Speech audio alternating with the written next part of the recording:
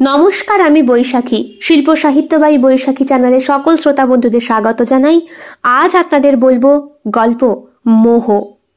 প্রাপ্তমনস্ক শ্রোতা বন্ধুদের জন্য গল্প পাঠ এবং লেখায় আমি বৈশাখী বিশ্বাস দেবনাথ। গল্পটি প্রথম থেকে শেষ পর্যন্ত শুনবেন। ভালো লাগলে অবশ্যই লাইক করবেন, কমেন্ট করবেন, শেয়ার করবেন এবং আপনাদের প্রিয় চ্যানেল শিল্প সাহিত্য বাই বৈশাখী সাবস্ক্রাইব করে বেল বাটন প্রেস করে পাশে থাকতে একদম ভুলবেন না। বন্ধুরা, শিল্প সাহিত্য বাই বৈশাখী এখন চলে এসেছে ইউটিউব মিউজিক পডকাস্টে। ইচ্ছে করলে আপনারা সেখান থেকেও গল্প শুনতে পারেন এবং আপনাদের ব্যক্তিগত মতামত আমার সঙ্গে শেয়ার করতে পারেন। আজ আপনাদের বলবো মোহ। প্রাপ্তমনস্ক শ্রোতা বন্ধুদের জন্য গল্প পাঠ এবং লেখায় আমি বৈশাখী বিশ্বাস দেবনাথ। যাদের ভালো লাগবে না তারা দয়া করে এড়িয়ে যাবেন। এই গল্পটি সম্পূর্ণরূপে কল্পনা প্রসূত, যদিও কিছু ক্ষেত্রে বাস্তব ঘটনার ছোঁয়া থাকতে পারে। এটি লেখকের কল্পনার সাথে মিশ্রিত একটি সৃষ্টিশীল উপস্থাপন। গল্পটি কোনো ব্যক্তি, ঘটনা বা প্রতিষ্ঠানের সাথে মিলে গেলে তা নিতান্তই কাকতালীয়। এই গল্প শুধুমাত্র বিনোদনের উদ্দেশ্যে তৈরি করা হয়েছে। উফ বাবা, আর পারি না মাগো, মাথাটা শেষ হয়ে গেল। নিচু হতে এত যে কষ্ট হয়, বাপরে বাপ। উফ। কথাটা বলে দুহাতে ভর্তি জামা কাপড়ের বালতিটা তিনতলার ছাদে নামিয়ে রাখল পারমিতা। কিছুক্ষণ, এই কয়েক সেকেন্ড ছাদে চুপচাপ দাঁড়িয়ে কোমরে হাত দিয়ে ঘষছে সে। কোমরটা যেন ছিঁড়ে পড়ে যাবে, এত ব্যথা। নিচু হয়ে বসে কাচাকুচি করতেও শিরদাঁড়া দিয়ে একটা অদ্ভুত যন্ত্রণা উঠছিল। না, এইবার বোধহয় ডাক্তার দেখাতেই হবে, আর উপায় নেই। কথা ভাবতে ভাবতে ওই জামা কাপড়গুলো ভালো করে চিপে ছাদে মেলছে পারমিতা। প্রত্যেকটা জামা কাপড়ে একটা করে ক্লিপ লাগাতে হবে। এখন যা হাওয়া দিচ্ছে, কার বাড়ি উড়ে গিয়ে পড়বে তার কোনো ঠিক নেই। তখনই আবার ঝগড়া, অশান্তি, ওইসবের কাছে যেতে ইচ্ছে করে না পারমিতার। কদিন আগেই তো ওর ছেলেটার একটা প্যান্ট উড়ে গিয়েছিল, ভুলে গিয়েছিল ক্লিপ দিতে। সে তো পাশের বাড়ির বৌদি কি গালমন্দই না করলো। ওনারও কদিন আগে ফুটফুটে একটা মেয়ে হয়েছে। কে নাকি ক্ষতিমন্দ করে ওনার ছাদের ওপরে ময়লা জামা কাপড় ফেলছে, যাতে ওনার কচি মেয়েটার কোনো ক্ষতি হয়। বলো দেখি, মানুষের ভাবনার কোনো শেষ আছে? হ্যাঁ, আপাত মস্তক চিন্তা করতে কেউই পিছপা হয় না। এক মনে জামা কাপড় মেলছিল পারমিতা। হঠাৎ করে একদম নিচের থেকে ডাক আসে তার।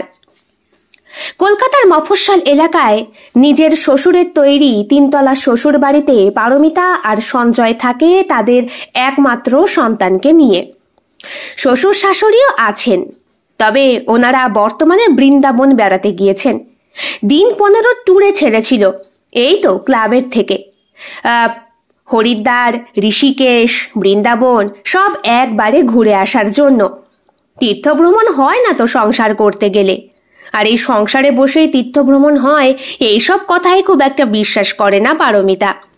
দু চোখ ভরে পৃথিবীকে না দেখলে মনুষ্য জন্মের সার্থকতাটা কোথায়, এটাই সে ভাবে। যদিও বিয়ের পরে ওই দীঘা আর দার্জিলিং পর্যন্তই তার কপালে জুটেছে, এর বেশি কিছু হয়নি। 2 মাস যেতে না যেতেই আবিষ্কার হলো সে পোয়াতি হয়েছে। ব্যাস, একবার বাচ্চা হয়ে গেলে সংসারী মেয়েদের কি আর ঘুরতে যাওয়ার কোনো রকম ইচ্ছে প্রকাশ করা উচিত নাকি? বাচ্চা হলো, তারপরে বাচ্চার নেতা ধোয়া, পেঁতা ধোয়া, বাচ্চার সর্দি লেগে যাওয়ার ভয়, জ্বরজারির ভয়। 6 মাস হতেই যেই বাচ্চা খেতে শুরু করলো, অমনি তার খাবারের বোঝা সঙ্গে নিয়ে ঘুরে বেড়ানো। সব জায়গায় ঘুরতে গিয়ে কি আর ওইসব ক্যারি করা সম্ভব? বাচ্চার জন্য স্পেশাল করে খিচুড়ি তৈরি করতে হবে, সেদ্ধ ভাত তৈরি করতে হবে, হোটেলের খাবার খাওয়ানো একেবারে বারণ। কাজেই নিজের ইচ্ছেটাকে বিসর্জন দিয়েছে পারমিতা সংসার করার খাতিরে।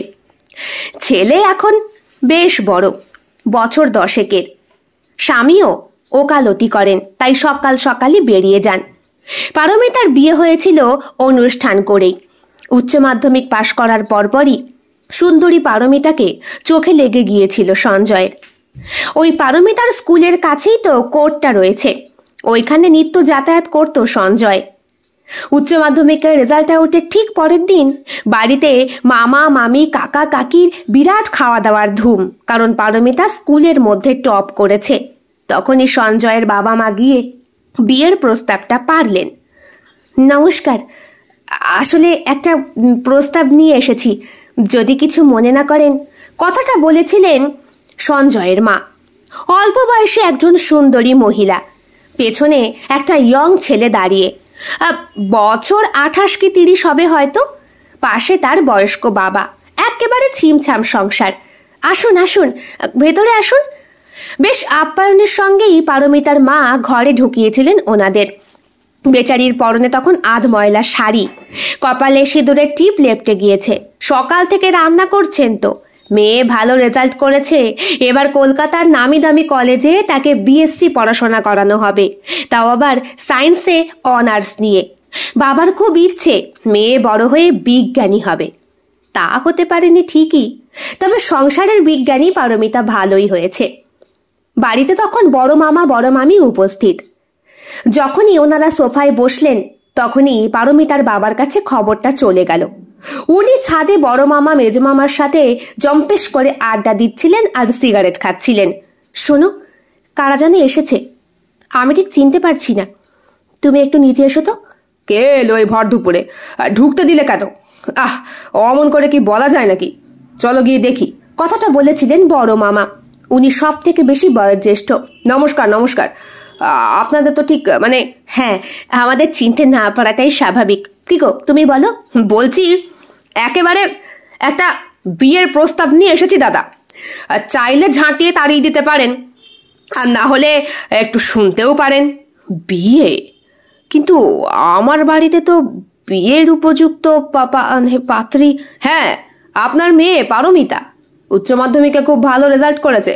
আর বলেন কেন, আমার ছেলের তো তাকে খুব পছন্দ। স্কুলে যেত তো, ও দেখতো, ওই তো কোর্টের উকিল ও। ব্যাস, আর কোথায় যায় পারমিতার বাবা মা?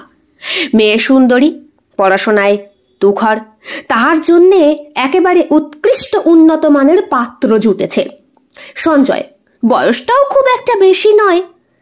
পারমিতার পড়াশোনা করতে ইচ্ছে আছে কি নেই, অথবা সে বিয়ের পরে পড়বে কি না, এইসব জিজ্ঞাসা করার প্রয়োজন বোধ করেনি বড় মামা বড় মামি থেকে শুরু করে ওর নিজের বাবা পর্যন্ত।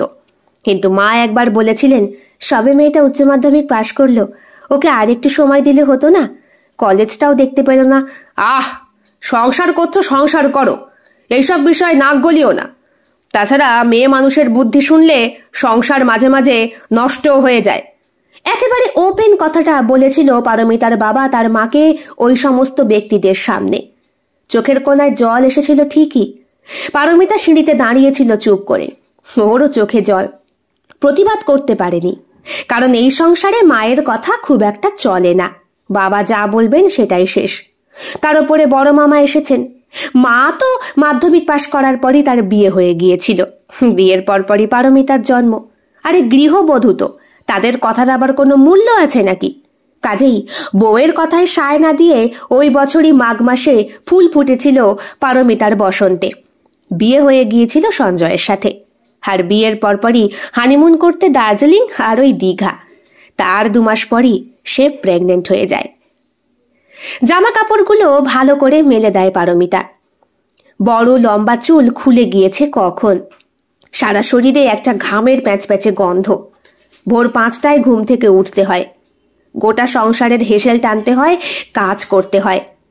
মাঝে মধ্যে ইচ্ছে করে একটু ছুটি নিতে, কিন্তু ছুটি তো হয় না। না, ওর মায়েরও হতো না। শাশুড়ি অনেক হেল্প করতেন, কিন্তু ওনারও তো একটু ঘোরার দরকার, তাই ঘুরতে পাঠিয়েছে পারমিতা। কই ও পারমিতা দি, পারমিতা দি! নিচ থেকে ডাক এসেই যাচ্ছে। আরে এই তো আসি, ওপর থেকে হাত উঁচু করে পারমিতা বলে। নিচে নেমে আসে প্রায় তাড়াহুড়ো করে। একদম শেষের সিঁড়িটা ভুল করে টপকে ফেলে, আর ব্যাস, সঙ্গে সঙ্গে কোমরে এক মোচড় মাগো বলে চিৎকার করে ওঠে। ঘরে কেউ নেই যে এসে হাত দুটো ধরবে বা কোমরটায় একটু হাত দিয়ে মালিশ করে দেবে। নিজেই এসে দরজা খোলে পারমিতা। হো মা, তুমি? কি ব্যাপার? আর বলো কেন পারমিতাদি? এই তো অফিস যাব, তৈরি হয়েছি, এরই মধ্যে ফোন এসেছে। কার ফোন এসেছে? আর বলো কেন? আমার ননদ আসছে, নন্দাইকে নিয়ে। তোমার ঘরে পাকা টমেটো হবে। টমেটো কি করবে? আর কি, চাটনি করতে হবে, মাংস ভাত আর চাটনি, ওনাদের ফরমাইশ। আমার বাবা সময় কোথায় বলো তো? সকালে ঘুম থেকে উঠেই আমাকে প্রজেক্টের কাজ করতে হয়। After all I am project manager. এরা কেন যে বোঝে না? এরকম হম্বি তম্বি করে হটনট একটু ফোন করে তো আসতে পারে। পারমিতা হেসে বলে, হয়তো হঠাৎ করেই ওদের প্ল্যান হয়েছে, তোমার বাড়ি দুটো খাবে। ওরকম করে বললে হয় না গো পারমিতাদি। আর দেখো, আমি চাকরি বাকরি করি, আমার কাজের কি কোনো দাম নেই নাকি? তাছাড়া সংসার করার আমার সময় কোথায়? আর বলছি, তোমার কাছে হবে টমেটো? টমেটো তো হবে না ভাই, তবে আমরা আছে, দেব। ওই যা আছে তাই দাও। বলছি পারমিতাদি, মানে যদি একটু মাংস কিনে দিই, যদি একটু রান্না করে দাও তাহলে খুব উপকার হয়। আসলে তুমি তো ঘরের বউ, তোমার আর কি এমন কাজ? আমার তো বাইরে কত কাজ বলো। বেরোতে হবে, বসের সঙ্গে মিটিং অ্যাটেন্ড করতে হবে, দুপুরে প্রেজেন্টেশন আছে, আবার বিকেলবেলাও একটা প্রেজেন্টেশন আছে, বিদেশ থেকে লোকজন আসবে। বোঝোই তো কোম্পানির কতটা ভার আমার ওপরে থাকে। তাই তো ভাই, তুমি ব্যস্ত মানুষ, তোমার সময় কোথায়? আচ্ছা ঠিক আছে, আমি স্নান করে পুজো আচ্ছা দিই, ততক্ষণে তুমি না হয় মাংসটা কিনে আনো। ইস, আজকে তো আবার রিন্টুর স্কুলও তাড়াতাড়ি ছুটি। ওই স্কুলে আজকে স্পোর্টস হবে তো, তাই সে ওর জন্য না হয় একটু দেবো, তোমরাও একটু খেও। পারমিতাদি, যদি একটু রান্না করে দাও তাহলে যে আমার কি উপকার হয়। এমন করে কথাটা বলেছিল, পারমিতা আর না করতে পারল না। এইসব কথা ওর হামেশাই শুনতে হয়। ঘাড় নেড়ে বলল, ঠিক আছে, অত করে অনুরোধ করতে হবে না, তুমি দিয়ে যাও, আমি করে দেব। কথাটা শুনে মনের ভেতরে খুশির ঢেউয়ে নেচে উঠেছিল তনুশ্রী। পারমিতা একটা দীর্ঘশ্বাস ফেলে ঘরে এসেছিল। এবার স্নান করতে হবে। কদিন আগে পিরিয়ডের ডেট গেছে, আজকে বৃহস্পতিবার, লক্ষ্মীর ঘটও পাততে হবে, তার উপরে এই রান্না বান্না। সকালে এক প্রস্ত করলো, তবুও প্রতিবেশী এমনভাবে অনুরোধ করছে যে ফেলাও যায় না। তাছাড়া তনুশ্রীকে ওর খুব কাজে লাগে। মাঝে মধ্যে ছেলেটা অনেক ভুলভাল অঙ্ক করে, তনুশ্রীর হাজবেন্ড হেল্প করে, তাতে একটু সাহায্য করলে অসুবিধাটা কোথায়। ঠিক দুপুর 1:30 নাগাদ তনুশ্রী এসে হাজির। সমস্ত জিনিসপত্র একটা লোককে দিয়ে কিনে পাঠিয়ে দিয়েছে। সে চলে গেছে অফিসে। তার ননদ তন্তায়ও ঘরে বসে আছে নাকি একা একা। এবার রান্নার ভার তনুশ্রীর ঘাড়ে। তাড়াতাড়ি প্রেসার কুকারে সবকিছু বসিয়ে ছটপট রান্না করে ঘন্টাখানেকের মধ্যেই তনুশ্রীর বাড়িতে পৌঁছে গেল পারমিতা। দরজার কলিং বেল চাপতেই, কে? এ কি, আপনি বৌদি? তনুশ্রী বাড়ি নেই। বাড়ির কাজের লোক দরজা খুলে দিল। এ কেমন ব্যবহার বলুন তো? আমরা তো বলে কই এলাম, গতকাল রাতেই ফোন করেছিলাম যে আমরা আসছি। তা এতে পারমিতার মুখটা সঙ্গে সঙ্গে কেমন যেন হয়ে যায়। এদিকে তনুশ্রী বলল সে নাকি জানতো না। কিছু না ভাই, আসলে বোঝই তো, চাকরি বাকরি করা মানুষের হিসাবের আবার সময় আছে নাকি? আমি তোমাদের জন্য রান্না করে এনেছি, তোমরা খেয়ে নাও। তুমি কি করে জানলে পারমিতাদি যে আমরা এসেছি? তাহলে নিশ্চয়ই তোমাকে বৌদি বলেছে। কথাটা বলল তনুশ্রী ননদ। ওই আর কি, সকালে যখন বেরোলো আমি তখন ছাদে ছিলাম, কাপড় চোপড় মেলছিলাম। কি সব প্রেজেন্টেশন আছে ওর আজকে, তাই তাড়াতাড়ি। যাই বলো বৌদি, এসব চাকরিওয়ালা মানুষরা সংসারের উপযুক্ত নয়। থাক, বাদ দাও, ভীষণ খিদে পেয়েছে। শুধু শুধু আপনাকে ব্যতিব্যস্ত করতে হলো বৌদি। আগে জানলে সত্যি আসতাম না। এরকম অপমান এর আগেও একবার এরকম হয়েছিল, আপনার তো বেশ মনে আছে। পারমিতা কোনো রকম সায় কাটে না, একটু হাসি দেয় মুখে। খাবারগুলো টেবিলের ওপর সাজিয়ে দেয়। ভাতও করেছিল পারমিতা গরম গরম। ভাগ্যিস সবকিছু সাজিয়ে পরিপাটি করে ওদেরকে খাইয়ে যখন পারমিতা আসে, তখন দেখে ওর মেন গেটের সামনে দুটো কুকুর বসে ঝগড়া করছে। গেটের দরজাটা হাঁ করে খোলা। এই কুকুর দুটোকে রোজ খেতে দেয় পারমিতা। কেউ ঘরে এসেছিল কি? দরজাটা খোলা, কুকুরগুলো চিৎকার করছে কেন? পারমিতার মাথাতেই নেই যে ও দরজা খোলা থুয়েই পাশের বাড়ি চলে গেছে। ভুলু, কালু, তোরা চিৎকার করছিস কেন বাবা? কেউ এসেছিল কি? পারমিতা সন্তর্পণে নিজের ঘরে ঢোকে। প্রত্যেকটা ঘর, এমনকি বাথরুমটা খুঁটিয়ে খুঁটিয়ে দেখে এবং ছাদেও। না, কেউ আসেনি। খুব খুশি হয়। যেই মাংসটুকু রেখেছিল ছেলের জন্য, ওইটুকুর ভাততে মেখে ওই কুকুর দুটোকে খাইয়ে দেয়। এরা অনেক উপকারে লাগে। সন্ধেবেলা আসতেই পারমিতার ইদানিং একটু শরীরটা বেশি খারাপ করছে। গা হাত পা ম্যাচ ম্যাচ করে জ্বর জ্বর ভাব হয়। কেমন যেন আনচান করে শরীরটা, ভালো লাগে না। তখন বাবার দেওয়া সেতার বার করে চুপচাপ খানিকক্ষণ চর্চা করে ও। ছেলেটা এসেছে অনেকক্ষণ। স্পোর্টসে কিছু হতে পারেনি বলে মন খুব খারাপ। বিকেল গড়াতে না গড়াতেই সে খেলতে চলে গেছে পাড়ার ছেলেপেলেদের সাথে। খেলুক একটু, মনটা ভালো থাকবে। 7:30 নাগাদ সঞ্জয়ের চলে আসার কথা। সে চলে এসেছে। আর এসেই, কই, কি ব্যাপার? দরজা এমনভাবে ভেজানো কেন? কোথায় গেলে? আসছি আসছি বলে ও দোতলা থেকে নামতে পারমিতার বেশ খানিকটা সময় লাগে। কোমরে ব্যথা তো।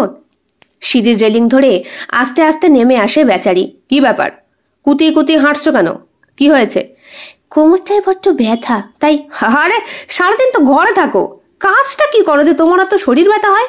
হে আমায় দেখো, ওকালতি করতে করতে মাথা যন্ত্রণা ছুটে গেছে। ঘরে কোনো বামও নেই যে একটু দেবো। একটু মনে রাখতে পারো না এগুলো?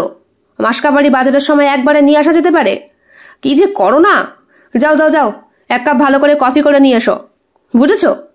পারমিতা মিষ্টি করে হেসে বলে, হ্যাঁ এই তো যাচ্ছি। নিচে এসে কফি বানায়। ততক্ষণে সঞ্জয় ঘরে গিয়ে জামা কাপড় ছেড়ে ফ্রেশ হয়েছে।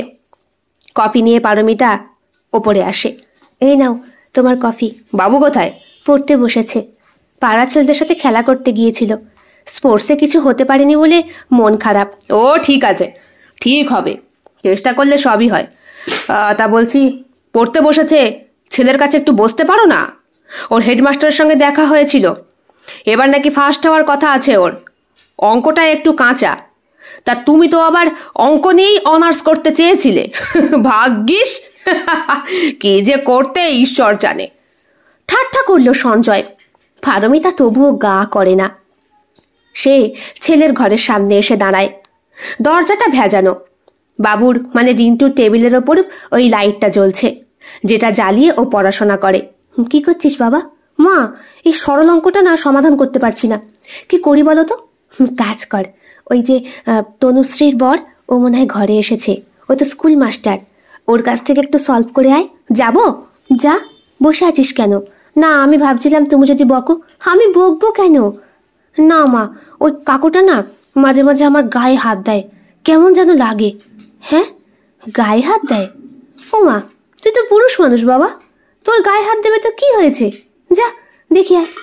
ছেলে যেতে চাইছিল না, তবুও পারমিতা তাকে পাঠায়।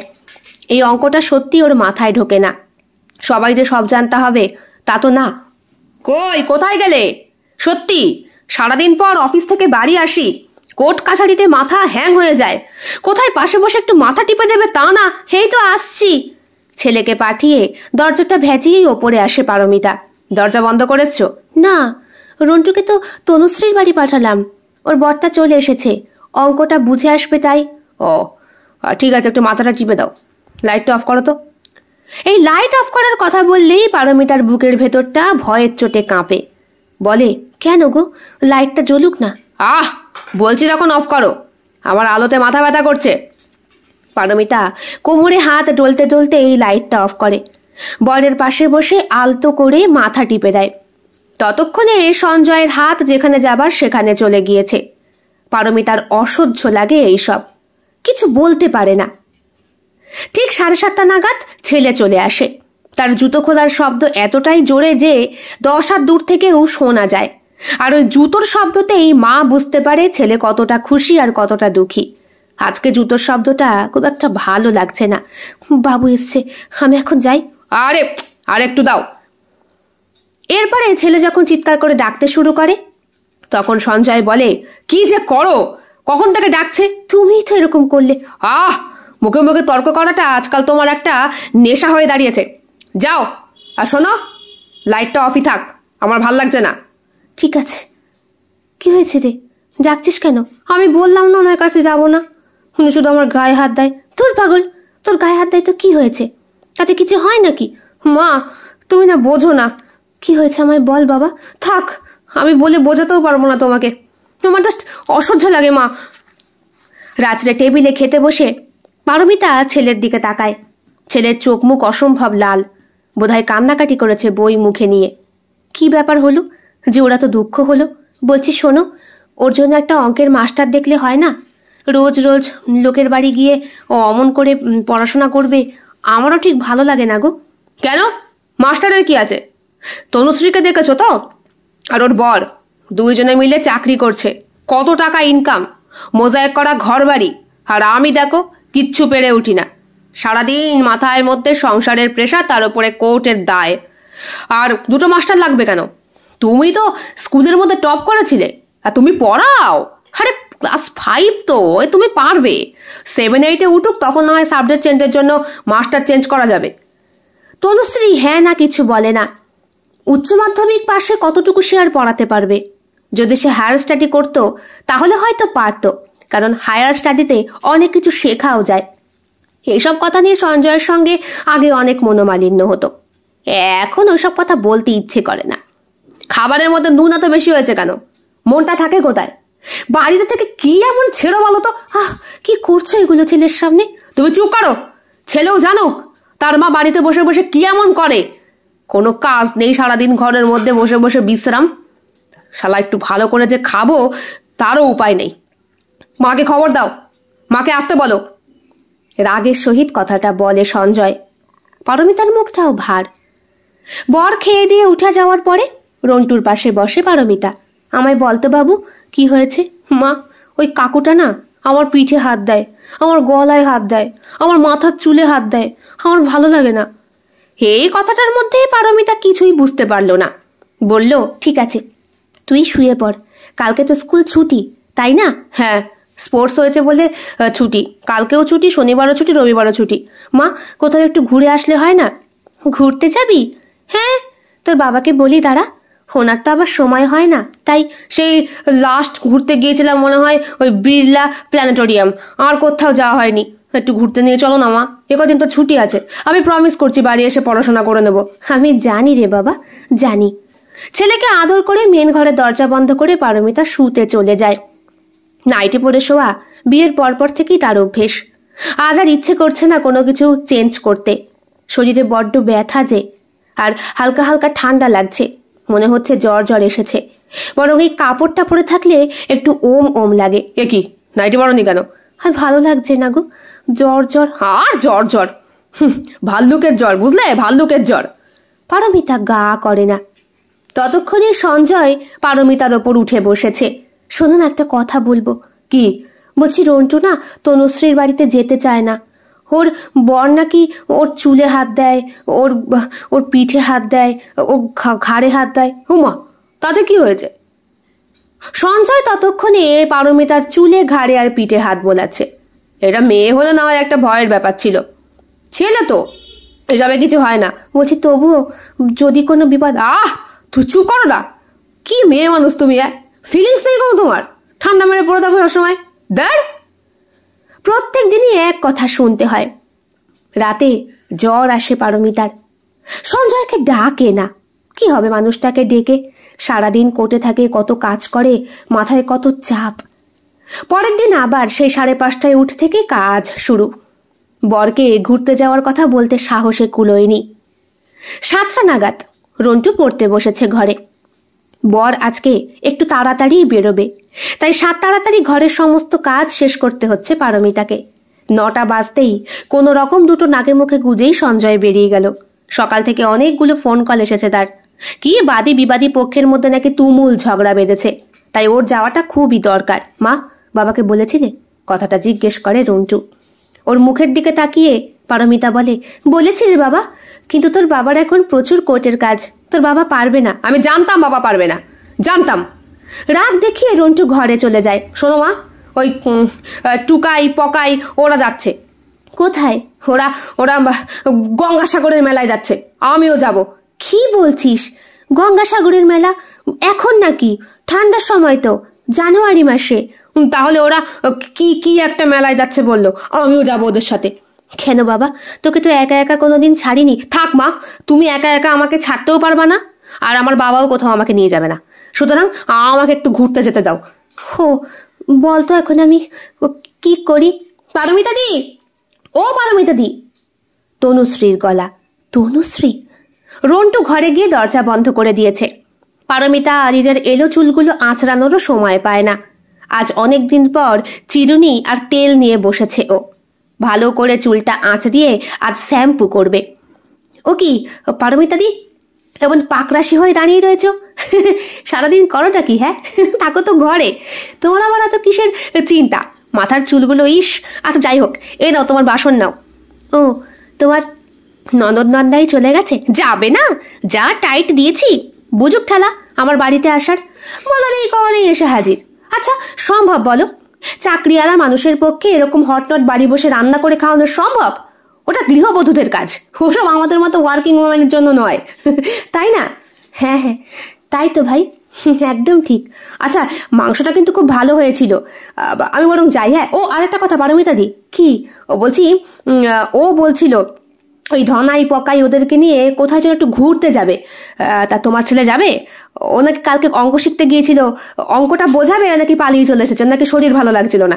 তা বলছি ও যদি যায় ওকে যেতে দিও। কদিনের জন্য? 2 দিন, 3 দিনের মাথায় চলে আসবে তো। আরে ওরও তো স্কুলটা ছুটি, স্কুলের মাস্টার বোঝো না। আর আমারও অফিস মিটিং এর জন্য গোয়া যেতে হবে, আমিও বাড়ি থাকবো না। তাই বলছিলাম। হো, তাহলে ওর সাথে কথা বলি। আচ্ছা ঠিক আছে, আসি বরং। হ্যাঁ, আর কতদিন সঞ্জয় দাকে দেখি না। সত্যি পারমিতা দি, ভাগ্য করে তুমি একটা বর পেয়েছো। সত্যি, হ্যাঁ, উকিল মানুষ, দাম্ভিক। ও আমার দেখেই যা ভালো লাগে। আমার মাঝে মাঝে কি মনে হয় বলো তো পারমিতা দি? কি মনে হয়? মনে হয় ভগবান উল্টো করে দিয়েছে সবকিছু। মানে তোমার দরকার ছিল আমার বরের মতো বর, আর আমার দরকার ছিল তোমার বরের মতো বর। তাই না বলো? পারমিতা তবুও কিছু বলে না, শুধু হেসে বলে, হতে পারে ভগবান ভুল হিসেব করেছে, তাই না? হ্যাঁ হ্যাঁ, ঠিক বলেছো। আমি আসি। হ্যাঁ, আমার খুব জরুরি দরকার আছে, আর টিকিট কাটতে হবে, বুঝতে পারছো তো? বস বলেছে ফ্লাইটে করে নিয়ে যাবে। ওহ, আমার যে কি আনন্দ! কথা শেষ করে তনুশ্রী বেরিয়ে যায়। পারমিতা একটা দীর্ঘ নিঃশ্বাস ফেলে। তারপর তেল আর চিরুনি নিয়ে ছাদে চলে যায়। গিয়ে দেখে রন্টুও ছাদে বসে। তুই এখানে কি করছিস? মা দেখো, তুমি আমার কথা বোঝো না তো, বাবাও আমার কথা বোঝে না। আমি একদিন না তোমাদের সবাইকে ছেড়ে চলে যাব। ছেলেকে বুকের মাঝখানে জড়িয়ে ধরে পারমিতা, বলে, ওসব কি বলছিস বাবা?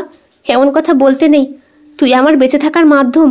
আমি বুঝি মা, আমি বুঝি, কিন্তু আমি কি করব বলো? আমি যে আমার মনের কথা তোমাদের বলে বোঝাতে পারি না। শোন, তুই ঘুরতে যাওয়ার পারমিশন চাইছিলি না, যা ঘুরে আয় ওদের সাথে। সত্যি? ওদের বাস ছাড়বে তো? কালকে যাব। বাবার কথা? তোর বাবাকে আমি ঠিক রাজি করিয়ে নেব। পারমিতা জানে সঞ্জয় ছেলে বাড়ি থাকবে না শুনলে খুব খুশি হবে, ওর মাথা চিপে দেওয়ার ইচ্ছেটা আরো বেশি বাড়বে। কাজেই তাকে জানানোর প্রয়োজন বোধ করে না, বরং ওই চিরুনি আর তেলটা নিজের ঘরে রেখে ছেলের জন্য ব্যাগ গোছাতে শুরু করে পারমিতা। ছেলের পছন্দের যাবতীয় জিনিসপত্র গুছিয়ে দিয়েছে। ছেলের বয়সটা 10-11 হলে কি হবে, হালকা গোপ গজিয়েছে। ছেলে আয়নার সামনে দাঁড়িয়ে কোন জামাটা পরলে তাকে হ্যান্ডসাম লাগবে সেটা দেখে। বাপের মতোই লম্বা হচ্ছে কিনা, মাথা ভর্তি একরাশ কোঁকড়ানো চুল, চেহারাটাও বেশ সুন্দর। ছেলের নখে দাঁত দিয়ে কেটে বলে, ভালাই ষাট, আমার সোনার যেন কারো নজর না লাগে। শোন বাবা, জল থেকে দূরে থাকবি, তুই কিন্তু সাঁতার পারিস না। দূর, জলে কে যাবে? আমি শুনেছি ওরা নাকি হোটেলে বুক করবে। তনুশ্রীর বর যেখানে দায়িত্ব নিয়ে সবকটা বাচ্চাকে নিয়ে যাচ্ছে, সেখানে ভয় পাওয়ার কোনো কারণ নেই। পারমিতা ছেলেকে আর বলে না তনুশ্রীর বরের কথা। কত করে লাগবে বলেছে? মা, 2000 টাকা। 2000? আচ্ছা দাঁড়া, আমি দিয়ে দিচ্ছি। সরকারের কৃপায় পারমিতার এই টাকাটা প্রত্যেক মাসেই ঢোকে।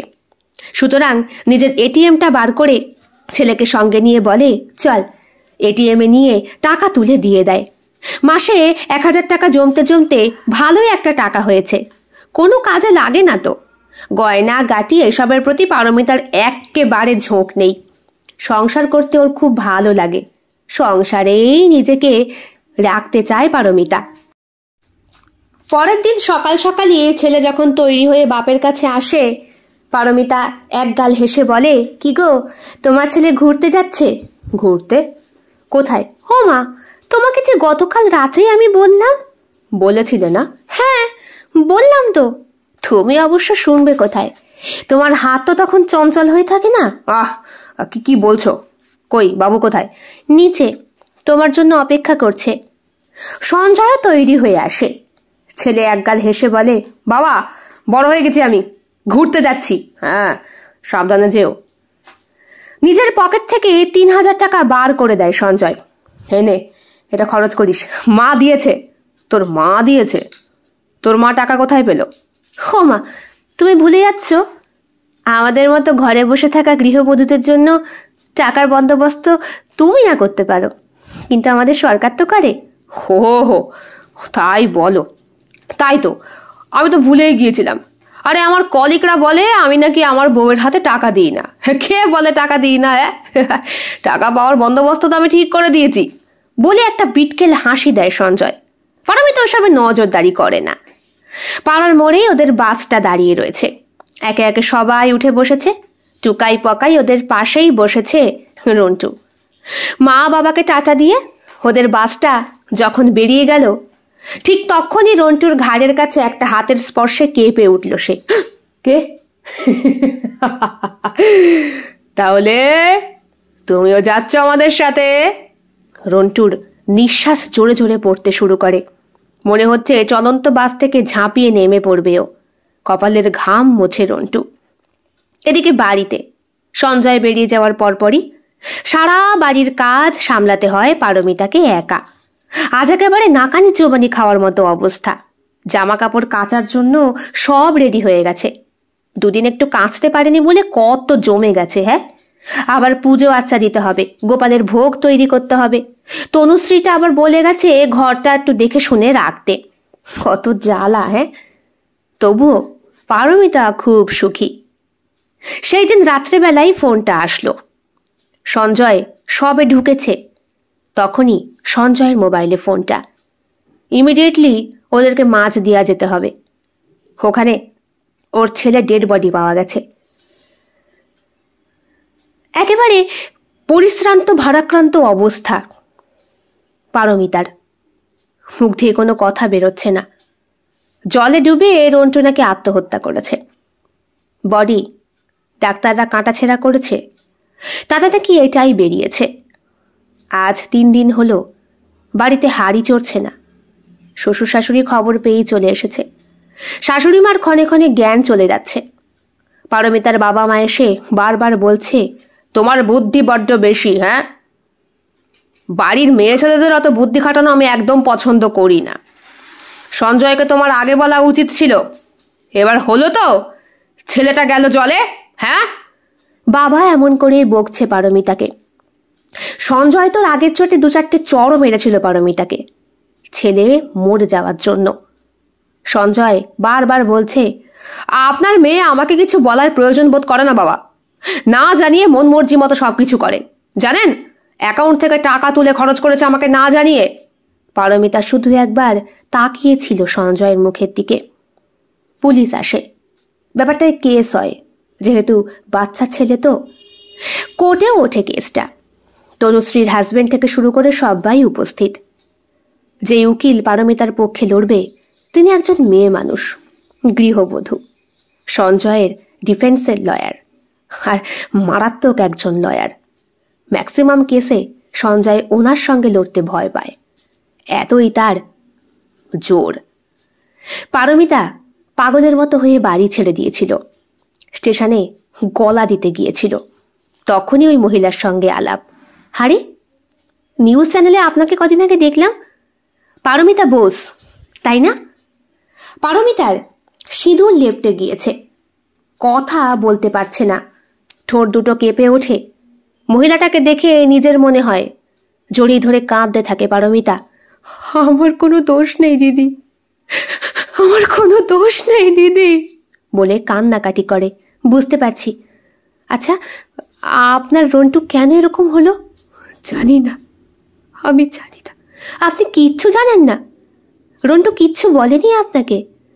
এমন কোনো কথা যেটা হয়তো আপনি গুরুত্ব দেননি?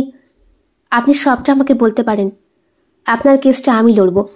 কেস তো কোর্টে উঠেছে, আর আপনার হাজবেন্ডের সঙ্গে লড়তে আমার বেশ ভালোই লাগে।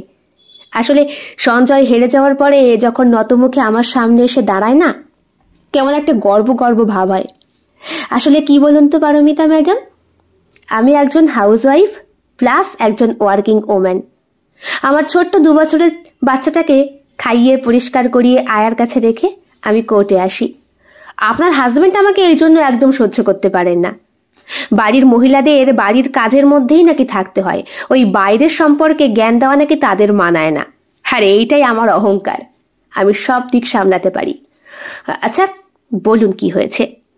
পারমিতার মুখে সবটা শুনে উনি সিদ্ধান্ত নিয়েছিলেন কেসটা উনিই লড়বেন। কাজেই আজকে কোর্টের ডেট এসেছে, পারমিতাকে দাঁড় করানো হয়েছে। বলুন, আপনি যা জানেন সবটা বলুন।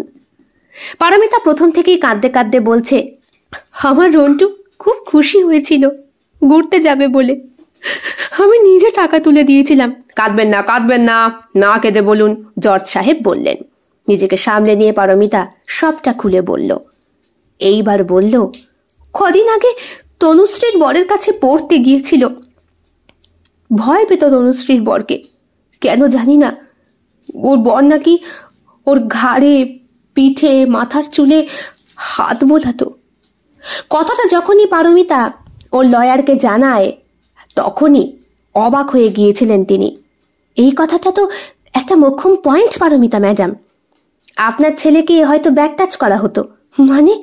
আপনার হাজবেন্ডকে বলেননি? হ্যাঁ, ওমা, কিছুদিন আগেই তো কোর্টে এমন একটা কেস হয়েছিল। স্কুলের টিচার একজন ছাত্রীকে ধর্ষণ করত, প্রতিনিয়ত ধর্ষণ করত, তাকে স্পর্শ করত। স্পর্শ করাটাও কিন্তু এই ধর্ষণের মধ্যেই পড়ে। পারমিতার মাথায় হাত। আপনার ছেলের বডি পোস্টমর্টম হওয়ার 24 ঘন্টার মধ্যেই বডি দাহ করে দেওয়া হয়েছে, তাই না? কিন্তু পোস্টমর্টমের আসল তথ্য অবশ্যই লুকানো হয়েছে। আর আমার মনে হচ্ছে এতে আপনার হাজবেন্ডেরও হাত আছে। কেন? বদনামির জন্য। তনুশ্রীর হাজবেন্ডকেও তোলা হয়, কিন্তু উনি সম্পূর্ণ অস্বীকার করেন। কিছুতেই বললেন না। উনি পিকনিকে যাওয়ার পরপরই যেই হোটেল ভাড়া করা হয়েছিল, সেই হোটেলে রন্টু যখন তার ঘরে ঢোকে, তখন পেছন পেছন উনিও ঢুকেছিল এবং রন্টুকে সম্পূর্ণ বিবস্ত্র করে তার গোটা শরীরে উনি হাত বুলিয়েছিলেন। দরজাটা সামান্য খোলা থাকায় অন্যান্য ছেলেপেলেরা দেখে ফেলে। রন্টু ঘর থেকে বেরোলে ওকে লেডিস বলে খ্যাপানো হয়। সহ্য করতে পারে না রন্টু, কাজেই সুইসাইড করে সে। সাঁতার জানতো না। আর এত সহজে রন্টু চলে যাবে এটা ভাবতে পারেনি তনুশ্রীর হাজবেন্ড। ভয় পেয়েছিল, তাই তৎক্ষণাৎ সঞ্জয়ের ছেলের মৃত্যুর খবরটা পাবার সাথে সাথেই ফোন করে বলেছিল, সঞ্জয় দা, একটা মারাত্মক ভুল হয়ে গেছে। বিষয়টা যদি আপনি চেপে যান তাহলে আপনারও বদনামি হয় না, আর আমারও। সঞ্জয় কোর্টে আসে। সে নিজেও এখন সাক্ষী দেবে। আমার ছেলেকে সম্পূর্ণ কন্ট্রোল করতো আমার স্ত্রী, আর ওর এই ঘুরতে যাওয়া, বাড়ি ছেড়ে বেরিয়ে যাওয়া, সব কিছুতেই ওর হাত। সুতরাং আমার ছেলের মৃত্যুর জন্য আর কেউ না হোক, আমার স্ত্রী দায়ী। ওর বোঝা উচিত ছিল যে ছেলে কোনোদিন ঘর থেকে বেরোয় না, তার এমন হওয়াটা কিন্তু খুব স্বাভাবিক, তাই না? কথাটা বলার সাথে সাথেই পারমিতার পক্ষে যে উকিল লড়ছিলেন তিনি বললেন, তাই না, ঠিক বলেছেন সঞ্জয় বাবু। কিন্তু একটা কথা আমাকে বলুন, বাড়ির গৃহবধূদের তো আপনি খুব একটা গুরুত্ব দেন না, তার কথা তার সন্তানের উপর কেন খাটবে? আফটার অল ছেলেটা আপনার। আপনি তাকে বলতে পারতেন, কিন্তু আমার স্ত্রী তো আমাকে জানায়নি যে সে পিকনিকে যাচ্ছে। ঘুরে তাকায় পারমিতা সঞ্জয়ের দিকে। কিছুক্ষণের জন্য সঞ্জয় পারমিতার দৃষ্টির দিকে তাকিয়ে কম্পিত হয়ে ওঠে। বাবা, মানে হয়তো বলতে পারে, কিন্তু সারাদিন ওই কাজের প্রেশারের জন্য আমার মাথায় ছিল না। মিথ্যে কথা বলে পারমিতা। জজ সাহেব মিথ্যে কথা বলছে। আমি প্রত্যেক দিন ওকে বলতাম ছেলে কি কি করতো না করতো। তনুশ্রীর হাজবেন্ড ওর ওপরে খারাপ বিহেভ করতো, আমি সেটাও বলেছি, কিন্তু ও হেসে উড়িয়ে দিয়েছে। কেন ওড়াবে না জজ সাহেব? প্রত্যেক দিন রাত্রেবেলা কোর্ট থেকে বাড়ি গিয়ে লাইট অফ করে যার মাথা চিপতে হয় আমাকে, আর যার হাত দুটো অসভ্য খেলা করে, তার স্ত্রীর কথা স্বামী কেন মনে রাখবে? এইবার কোর্টে সঞ্জয়ও চিৎকার করে ওঠে, কি বলছো পারমিতা? এসব তুমি কি? Order order! আপনারা কি শুরু করলেন? এটা মাছের বাজার নাকি? কোর্ট থমথমে। সঞ্জয়কে নামিয়ে দেওয়া হয়। পারমিতা কেঁদেই চলেছে। পারমিতার পক্ষে থাকা উকিল বললেন, জজ সাহেব, আমি পারমিতারও বডি চেক আপের জন্য অনুরোধ করছি। আশা করি যে মানুষটা তার বাড়ির স্ত্রীকে সম্মান করে না, সে সন্তান শোকও ভুলে গিয়েছিল। ওর শরীর পরীক্ষাতেই বোঝা যাবে এর প্রতিদিন ও কতটা ধর্ষিত হতো। আর আমি ওর ছেলের যাবতীয় রিপোর্ট সেগুলো আর একবার দেখাতে চাই কোর্টকে। আর আমি চাই আমার নিজের টিম সেগুলো পরীক্ষা করুক। প্রায় 3 মাস চলে এই কেস। শেষ পর্যন্ত জয় হয় পারমিতার। তনুশ্রীর বর যে তাকে স্পর্শ করত, ব্যাট টাচ করত, ওটা স্বীকার করে দিয়েছিল ভবলু। হেই একমাত্র ছেলে যে কিনা একদম ঘর থেকে বেরোতো না, ভয়ে ভয়ে থাকতো, সন্ত্রস্ত হয়ে থাকতো সব সময়। প্রায় হেরে যাবার মুখেই পারমিতা যেই দিন মন্দিরে গিয়ে বসেছিল, সেই দিনই ভবলুর মা আসে। বলে না, বিপদে ভগবান পাশেই থাকেন, আমরা দেখতে পারি না। পারমিতা, একটা কথা আছে তোমার সাথে, যদি একটু সময় দাও। ভবলু কাঁদতে কাঁদতে পারমিতা জেঠি বলে কথাটা বলে এবং কোর্টে এসে সে নিজে সাক্ষী দেয়। কাজেই পারমিতা জিতে গেছে। রন্টুর ছবিটা বুকে আঁকড়ে পারমিতা কোর্টে দাঁড়িয়ে খুব কান্নাকাটি করেছে। সঞ্জয় গাড়িতে বসে আছে। পারমিতার বাবা মা পারমিতাকে বলেছে, তুই বাড়ি চল, ওর সাথে আর সংসার করতে হবে না। ভালো ছেলে দেখে তোকে বিয়ে দিয়েছিলাম, কিন্তু আমার পারমিশন নিয়েছিলে বাবা একবারও? আসলে তুমিও তো আমার স্বামীর মতোই একজন ধর্ষক। আমার মাকেও সংসারে হাঁ করতে দাওনি। গৃহবধূদের সংসারে কোনো মূল্য নেই না বাবা? ওরা সংসারই করবে, ওদের কোনো ভালো লাগা না লাগা এগুলো কিচ্ছু থাকতে পারে না বলো? চুপ করে তাকিয়ে থাকেন মেয়ের দিকে তিনি। এগুলো কি বলছিস তোর বাবাকে? কি বলছিস? না, আমি ঠিকই বলছি।